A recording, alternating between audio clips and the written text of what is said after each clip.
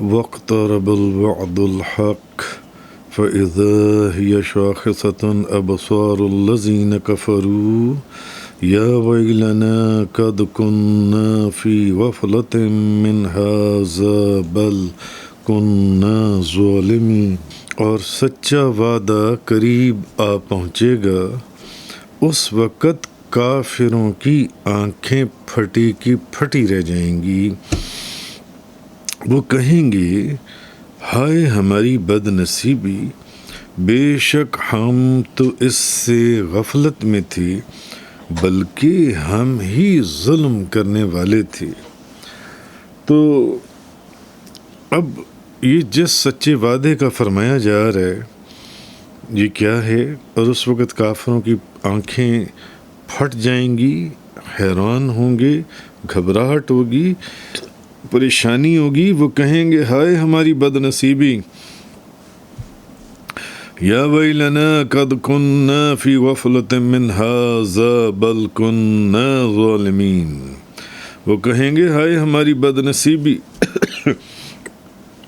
بے شک ہم تو اس سے غفلت میں تھے بلکہ ہم ہی ظلم کرنے والے تھے۔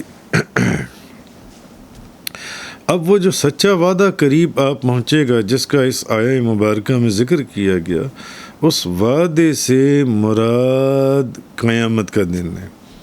اس کے معنی کہ قیامت کا دن، یعنی جب قیامت آ جائے گی تو اس قیامت کے جب آ جائے گی تو اس کے جو ہولناک واقعات ہیں وہ اس سے ہر شخص کے اوپر ایک گھبراہٹ طاری ہو جائے گی، ایک پریشانی طاری ہو جائے گی، ایک خوف طاری ہو جائے گا، اور لوگوں کی آنکھیں کھلی کی کھلی رہ جائیں گی، کھلی کی کھلی۔ اور خوف اور حالت یہ ہوگی اس وقت جو ان سے، یعنی اللہ پاک نے کیا فرمایا، اس وقت کافروں کی تو آنکھیں پھٹی کی پھٹی رہ جائیں گی، کافروں کی آنکھیں جو ان سی ہیں وہ کھلی کی کھلی رہ جائیں گی، یعنی ہر شخص پر ایسی گھبراہٹ طاری ہوگی کہ اس کی آنکھیں کھلی کی کھلی رہ جائیں گی، اور پریشانی سے اور ایک خوف سے اور ایک دہشت سے کوئی شخص پلک تک نہیں جھپکا سکے گا۔ اور یہ وہ وقت ہوگا کہ جو مشرکین، جو شرک کرنے والے لوگ تھے، جو بت پرست تھے، جو نبی پاک صلی اللہ علیہ وسلم کی تکذیب اور آپ کا انکار فرمایا کرتے تھے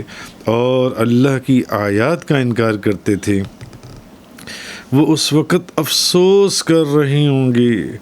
وہ افسوس سے ہاتھ مل رہے ہوں گے اور کہیں گے افسوس ہم اس سے غافل رہے۔ یعنی جب اللہ کا وہ سچا وعدہ قریب آ جائے گا اور قیامت آ جائے گی کہ ہم اس سے کیوں غافل رہے، مگر اب افسوس کرنے کا کوئی فائدہ نہیں ہوگا۔ تفسیر روح المیان کے اندر ہے، ایک بزرگ انہوں نے لوگوں کو دیکھا کہ وہ جنازے کے پیچھے میت کے اوپر بڑی شفقت کر رہے تھے، تو انہوں نے فرمایا کہ اگر تم اپنی جانوں پر رحم کھاؤ، یعنی میت سے زیادہ اپنے اوپر رحم کھاؤ، تو یہ تمہارے لیے زیادہ بہتر ہے۔ تم جنازے کے ساتھ ساتھ اس میت کے لیے جو شفقت کر رہے ہو، یہ وقت اپنے آپ کے متعلق سوچو، اپنی جانوں کے متعلق سوچو، اپنی جانوں پر رحم کھاؤ،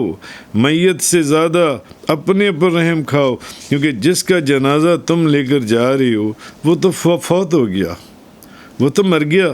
وہ اور تین یعنی خوفناک، دہشت ناک ہولناکیوں سے، یعنی ایک ملک الموت کو دیکھنا اور دوسرا موت کی جو سختی ہے، اس کا ذکر بھی پہلے ہمارے کئی دروس کے اندر بیان ہو چکا ہے، اور مرنے کے خوف سے نجات، یہ تو شخص ان تین چیزوں سے نجات پا گیا۔ تم اپنی جانوں پر رحم کرو، تمہارے تو سامنے یہ بھی تینوں چیزیں آنی ہیں،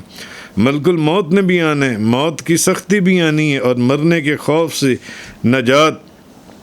پانے کی سوچ بھی آنی ہے جون سی ہے. تو جب کہ تمہیں ابھی ان تینوں ہولناکیوں کا سامنا کرنا ہے، اس لیے بجائے اس کے کہ تم اس میت والے کے اوپر شفقت کر رہے ہو، تم اپنی جانوں پر رحم کھاؤ. تفسیر روح البیان کے اندر سورۃ الانبیاء کی اسی آیت کے تحت یہ چیز فرمائی گئی. تو یہ چیز یہاں پر فرمائی گئی اس آیہ کریمہ کے اندر کہ وَاقْتَرَبَ الْوَعْدُ الْحَقُّ فَإِذَا هِيَ شَاخِصَةٌ أَبْصَارُ الَّذِينَ كَفَرُوا، اور سچا وعدہ قریب آ پہنچے گا، اس وقت کافروں کی آنکھیں پھٹی کی پھٹی رہ جائیں گی. یا ویلنا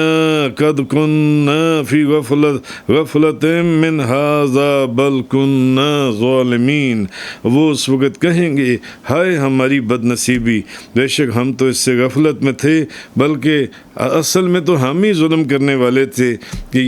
یہ وہ لوگ تھے جو نبی کریم صلی اللہ علیہ وسلم کا انکار کرتے تھے اور بتوں کو مانتے تھے اور حضور کے پیغام کو قبول نہیں کرتے تھے. نبی پاک صلی اللہ علیہ وسلم کا پیغام لایا ہوا،